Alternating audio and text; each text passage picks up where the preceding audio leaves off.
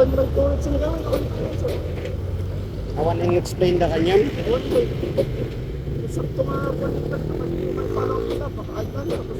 Ang karot, in-explain na kanyang 7 days grace period. Kano din release na rin ito, kanyang 7 days after that, mabalingkan matiliti ang register. Yan. Date na rin ito, April 10. May 20 tatan brother. Ay sus, mahalakan aditi unregistered motor cycle di violation.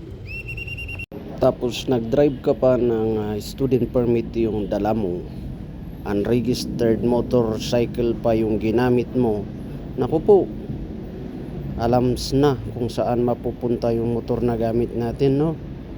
Kasi pag student permit yung dala natin, dapat meron tayong kasamang duly licensed driver accredited by the LTO acting as a driving instructor, ha?